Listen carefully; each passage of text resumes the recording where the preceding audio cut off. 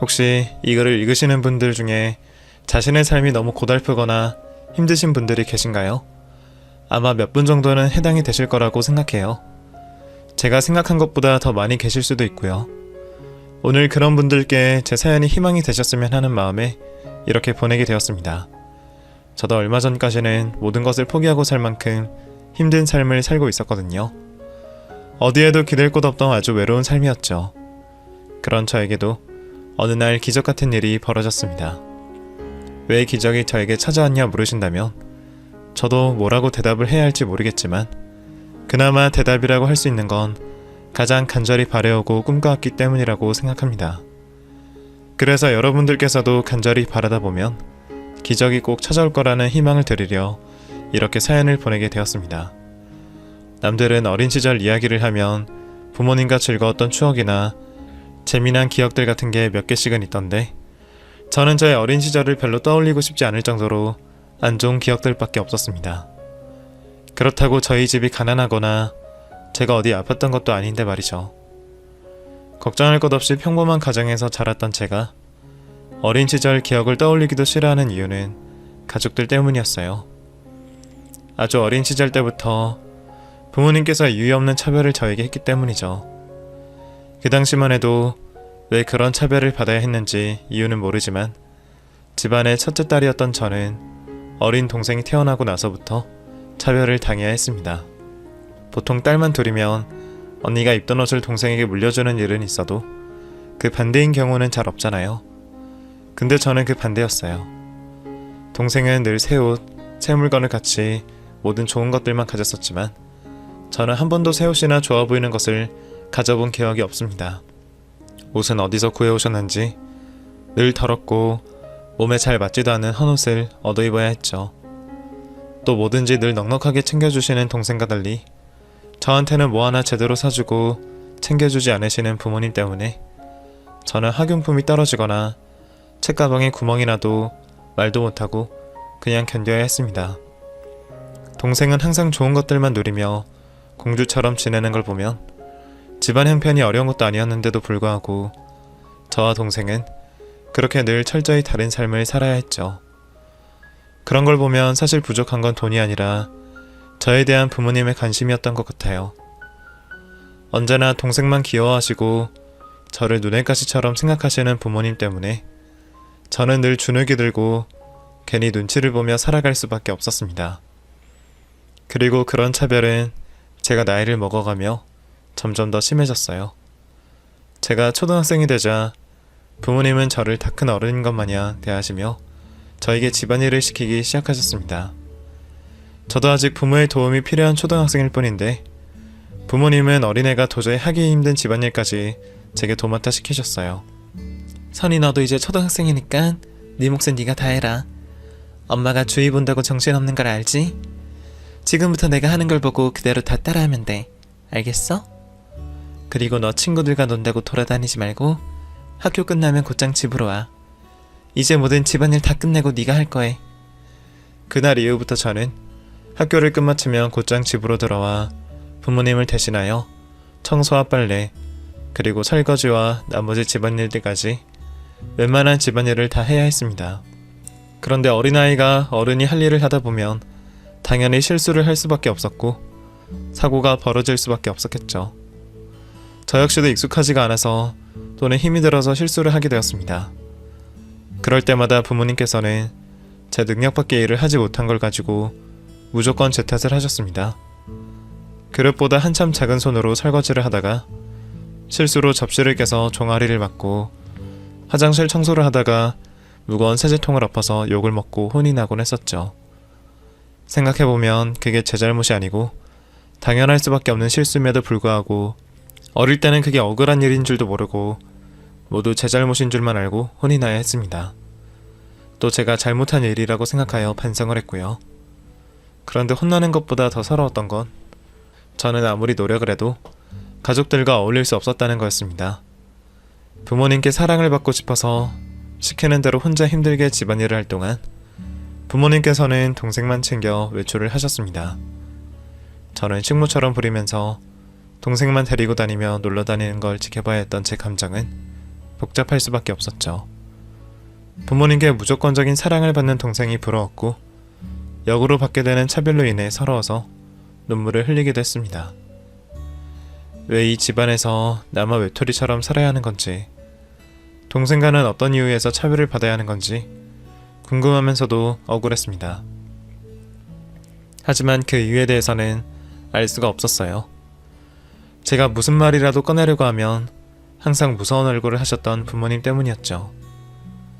그렇게 부모님이 대놓고 저와 동생을 차별하다 보니 언젠가부터 동생 역시 부모님을 따라 저를 무시하기 시작했어요. 어릴 적에는 언니라고 저를 잘 따르고 좋아하던 동생이 갑자기 저를 괴롭히고 무시하는 건 더 견디기 힘든 일이었어요. 그나마 동생이랑 잘 지낼 때는 그래도 대할 상대라도 있어서 나름의 위안이 되기도 했는데, 어린 동생마저 저를 그 집 일하는 파출봉 정도로 취급하며 저를 무시하는 탓에 저는 집안에서 전혀 기댈 곳이 없어질 수밖에 없었습니다. 가장 편해야 할 집안에서 가족들에게 그런 취급을 받다 보면 사람이 어두워지는 게 당연할 수밖에 없겠죠. 그래서 저는 점점 더 소심한 성격으로 변해갔고 조용해질 수밖에 없었습니다. 거기다 부모님의 계속된 무관심으로 인하여 제대로 챙김을 받지 못해 겉으로 보여지는 행색 또한 좋지 못했습니다. 머리는 헝클어지고 옷은 해져 있고 거기다가 말수도 없고 성격까지 어두운 아이는 집안이 아니라 밖에서도 배척을 받을 수밖에 없었어요. 그러다 보니 학교 친구들은 자연스럽게 저에게 누구 하나 말을 걸지 않았고 저는 친구 하나 없이 외롭게 지낼 수밖에 없었습니다. 그 나이에 친구 하나 없다는 건 정말 괴로운 일이었어요. 집에서도 왕따, 집 밖에서도 왕따이다 보니 세상에서 아무도 나에게 관심 갖지 않고 사랑을 주지 않는데 내가 왜 살아야 할까 싶었거든요. 그렇게 한참 동안 어두운 학창시절을 보내던 어느 날이었죠. 부모님께서는 언제나 그랬듯 저를 빼놓고 동생과 같이 여행을 떠나셨습니다. 늘 있던 일이라 이제 저는 섭섭함을 느낄 것도 없었어요. 그보다 여행을 돌아오신 부모님께 조금이라도 덜 혼나기 위해 저는 가족들이 없는 사이 집안 대청소를 하기 바빴죠. 그런데 가족들이 여행을 떠난 지 얼마 되지 않아 전화 한 통이 걸려왔습니다. 가족들의 사고 소식이었어요. 여행길을 떠난 가족 모두가 자동차 사고로 인해 모두 사망하게 되었다는 소식이었죠. 당시 고등학생이었던 저는 그 소식을 듣고 큰 충격을 받을 수밖에 없었습니다. 가족이 맞나 싶을 정도로 다들 저를 괴롭히고 무시하던 가족들이었지만 그래도 하나뿐인 내 가족들이었으니까요. 이 세상에 홀로 남겨진다는 건 아직 고등학생이었던 저에게는 너무 가혹한 현실이었습니다. 그땐 그 소식을 믿고 싶지 않았어요. 가족들이 저를 더 괴롭혀도 좋으니 이 모든 게 꿈이었다면 좋겠다고 생각했죠. 하지만 아무리 때를 써도 이미 벌어진 일이 현실이 변하진 않았습니다. 결국 제 손으로 가족들의 장례식을 치러야 했죠. 가족들의 장례식을 치르고 난 이후 저는 부모님을 대신해서 제 후견인이 되어주신 고모님 댁에서 도움을 받으며 지내게 되었습니다. 몇 년 뒤면 저도 성인이라 보호자의 손길이 필요한 나이는 아니었지만 부모님의 재산이나 사회적인 보호자가 필요했으니까요. 하지만 고모 역시 제게 좋은 가족이 되어주지는 못하셨습니다. 오히려 가족들의 사고와 죽음을 제 탓으로 몰아가며 저에게 평생 상처가 되는 말을 거리낌 없이 하셨었죠. 너는 지금 밥이 입으로 들어가니? 너희 부모님이랑 동생은 죽어서 저 세상에 가 있는데 너는 지금 밥이 입으로 들어가? 먹고 살고 싶은 마음이 생겨? 우리 오빠가 널 데려. 에휴, 됐고 모두 너 때문이야. 차라리 네가 죽었어야 하는데 너 하나 때문에 가족들이 그렇게 된 거야. 알아? 그 말은 제 가슴을 파고들어 깊은 상처를 내었습니다. 가뜩이나 가족들이 죽고 혼자 남아 힘들어하던 저는 유일하게 기댈 수 있다고 생각한 어른이던 고모에게 마저 의지를 할 수 없다는 걸 알게 되며 더더욱 힘들어질 수밖에 없었죠. 가족들 모두가 세상을 떠난 뒤에도 여전히 마음 둘 곳이 없이 방황하던 저는 어느 날 억울한 일에 휘말리게 되었고 그 일로 인해 제 인생은 끝을 알 수 없는 나락으로 떨어지고 말았어요. 앞에서 말씀드렸다시피 저는 초등학생 때부터 주변에 친구 하나 없이 외로운 학교 생활을 하고 있었고 중학교, 고등학교로 올라가면서 상황은 더 나빠져만 갔습니다.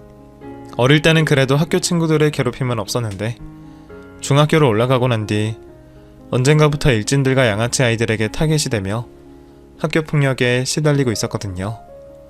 집안에서 사랑받지 못하는 아이들은 밖에서도 티가 나는 건지 집안에서도 모자라서 밖에서까지 그런 괴롭힘을 당해야만 했죠.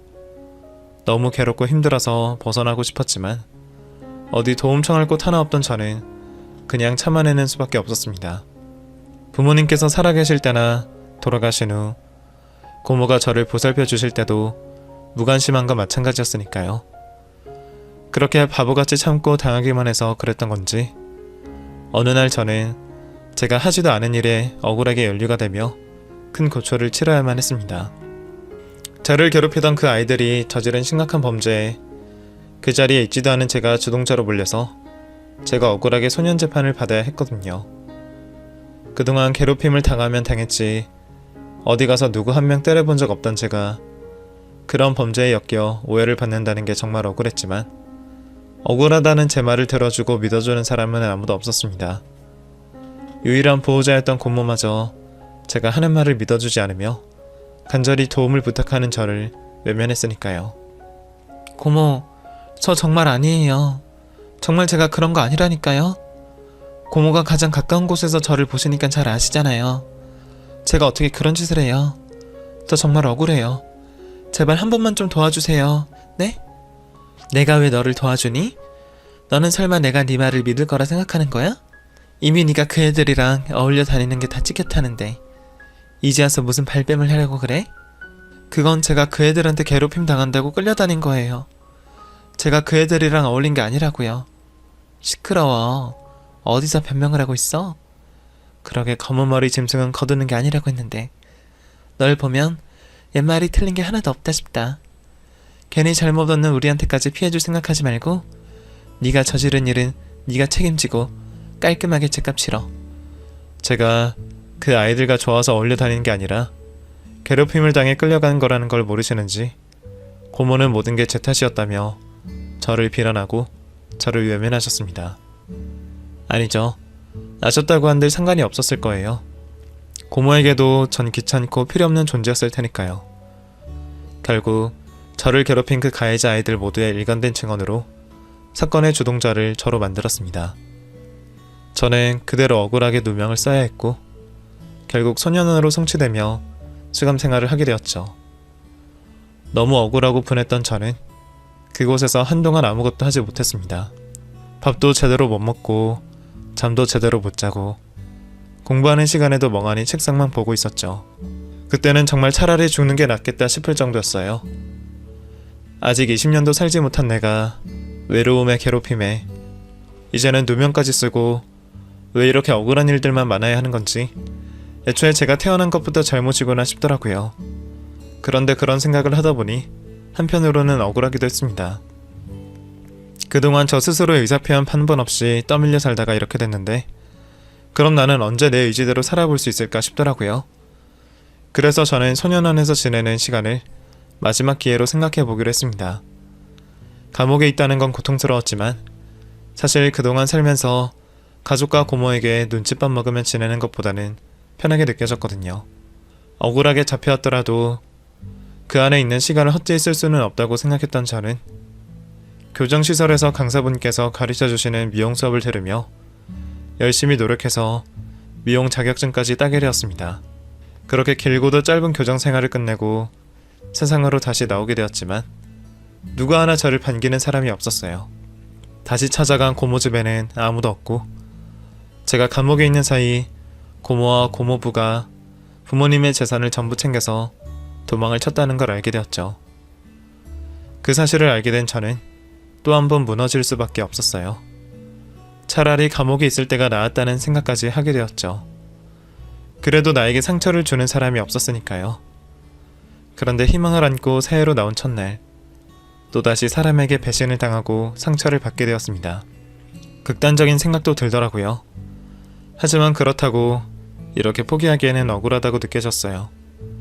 소년원에서 있는 동안 상상한 미래와 꿈이 있었기 때문에 결과가 어떻게 되든 시작이라도 해보고 싶었습니다. 정상적인 삶 사는 시도를 말이죠. 그렇게 저는 얼마 없는 돈으로 PC방에 앉아 잠을 청하며 교정 생활을 하면서 배우게 된 미용 일을 알아보려 노력했습니다. 하지만 제가 소년원을 다녀왔다는 꼬리표 때문에 일을 구하기가 쉽지 않았어요.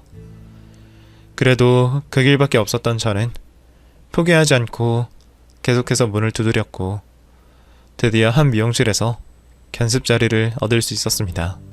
그나마도 남들보다 돈을 덜 받는 조건에서 일을 하게 되었지만 그래도 저는 돈벌이를 하며 살아갈 희망을 가진 것만으로도 만족스러웠어요.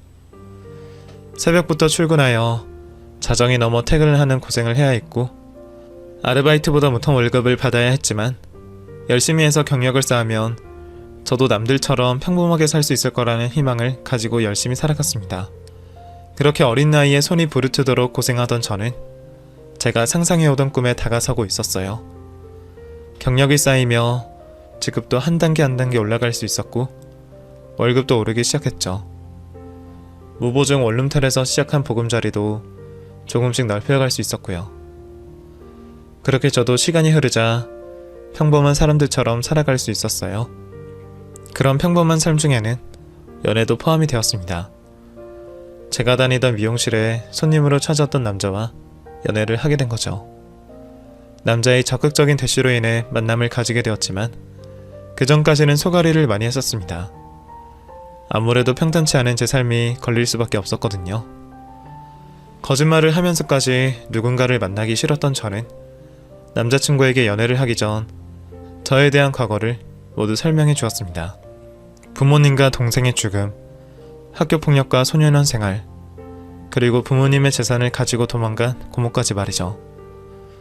사서 혹을 붙인다고 생각할 수 있겠지만 나중에 어떤 식으로든 이러한 사실을 알게 된 남자가 제 곁을 떠나는 게 더 싫었습니다. 그게 더 큰 상처가 될 것 같았죠. 다행히 남자친구는 그 모든 걸 이해해 주었고 우리는 행복한 연애를 즐길 수 있었습니다. 또 남자와 행복한 연애를 하게 되었던 저는 더 많은 꿈을 꾸게 되었죠. 이전까지 불가능이라고 생각했던 결혼까지 꿈을 꾸고 있었습니다. 물론 머릿속으로 상상을 할 수 있게 되었던 거지 현실적으로 가능할 거란 생각은 하지 않았어요. 결혼이라는 게 두 사람의 사랑만 가지고 되는 건 아니었으니까요. 그런데 남자친구는 제 속마음을 알면서도 저에게 프로포즈를 해왔습니다. 전 당연히 망설일 수밖에 없었죠. 거절을 하면 남자친구와 멀어질까 걱정이 되었고 수락을 한다면 이후에 발생하게 될 수많은 고난이 예상되었으니까요. 고민을 하고 있는 저에게 남자친구는 용기를 주며 배경 따위는 신경 쓰지 말라고 했습니다. 자신이 다 알아서 하겠다면서 말이죠. 그 말을 듣게 된 저는 남자친구를 믿기로 했습니다.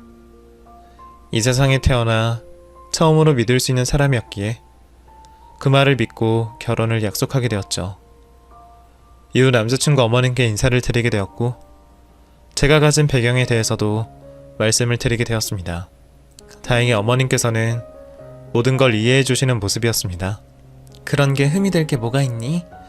오히려 그런 일 겪어도 이렇게 바르게 자라니가 난 더 대단하게 느껴지는데 듣는 내가 더 화가 난다. 네 부모님과 고모님이라 내가 함부로 말은 못하겠지만 어쩜 그 어린애한테 그럴 수가 있어. 가족관계에 대해서 모든 걸 이해해 주시는 어머님을 보며 억울한 수감생활 역시 이해를 해주실 거라고 생각해 말씀을 드리려고 했죠. 그리고 제가 말씀드릴 게 하나 더 있는데 사실 제가 억울하게 그때 남자친구가 제 손을 꽉 잡고선 만류를 하는 눈치를 보냈습니다. 무슨 말인데 하다 말어? 그래, 억울하게 뭐? 어머니, 선이가 억울한 일을 많이 겪었다고 말하는 거죠. 가족들에게 그런 일을 겪었는데 억울할 일이 얼마나 많았겠어요. 어머니께서 일을 해주시니까 선이가 한풀이 하듯이 말을 하려나 봐요. 근데 그만해요. 뭐 좋은 이야기라고. 남자친구가 제가 할 말을 막는 걸 보니 이야기를 꺼내지 않았으면 하는 눈치였습니다. 저도 괜히 긁어부스러움을 만들 필요는 없을 것 같아 남자친구의 의도대로 어머님께 그 부분의 이야기는 하지 않았죠. 이후 별다른 문제는 없었어요. 행복한 결혼식을 올릴 수 있었고 생애 처음으로 가족이라는 울타리에 둘러싸여 정을 느낄 수 있었죠. 이후 꿈 같은 생활을 하며 시간을 흘러갔고 저와 남편은 아이를 가지게 되었습니다. 또 한 명의 가족이 생긴다고 하니 전 당연히 들뜰 수밖에 없었죠. 일을 하는 남편 대신 어머님께서 저를 돌봐주셨고 산부인과도 같이 가게 되었습니다. 그러다 우연히 학창시절 저를 괴롭히던 동창을 만나게 되었죠. 그 얼굴을 보자마자 알아보게 되었던 저는 동창생의 얼굴을 피하며 동창이 저를 몰라보기만 바랬습니다. 그런데 하필 저를 기억하고 있더라고요. 그러면서 저에게 아는 척을 했습니다. 너 선이 아니니? 너 선이 맞지? 와, 우리 진짜 오랜만이다. 너 고등학교 때 이후로 처음 보는 것 같은데 맞지? 그래. 오랜만이네. 잘 지냈어? 잘 지냈지. 그런데 너 결혼했나 보다? 옆에는 어머님? 아니, 우리 시어머니. 아, 맞다. 너희 어머님 돌아가셨지. 미안. 내가 너무 오랜만이라 깜빡했네. 안녕하세요, 어머님. 저 선이 고등학교 때 친구 한정은이라고 합니다. 근데 너무 보기 좋다. 시어머님이랑 산부인과도 오고.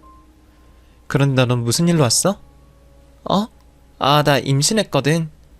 18주차 됐어. 나를 괴롭혔던 동창과 길게 말을 하고 싶지 않았지만 어쩔 수가 없었습니다.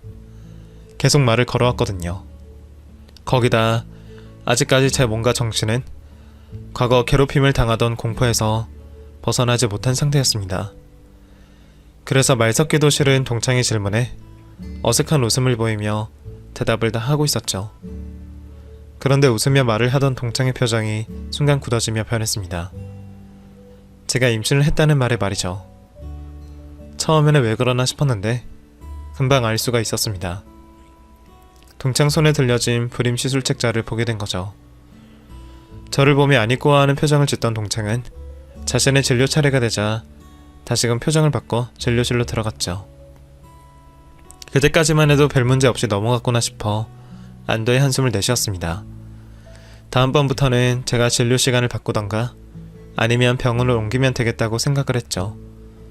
그렇게 제 진료 차례가 되어서 의사 선생님을 뵙게 되었고 아무 문제 없이 아이가 잘 자라고 있다는 검사 결과를 받았습니다.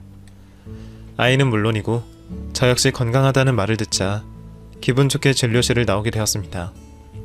그런데 어머님의 표정이 아까와는 사뭇 달라 보였습니다. 표정뿐만이 아니었죠. 저를 대하는 태도에서도 변화가 있으셨습니다. 그땐 무슨 일인지 몰라 차갑게 저를 대하시는 어머님을 보며 계속 눈치를 봤던 것 같아요. 우선 차갑게 변한 그 이유를 몰라 저도 입을 다문 채 어머님의 차를 타고 집으로 가게 되었죠. 그런데 도착한 집에서 한바탕 난리가 났습니다. 어머님께서 제가 소년원에 수감되었다는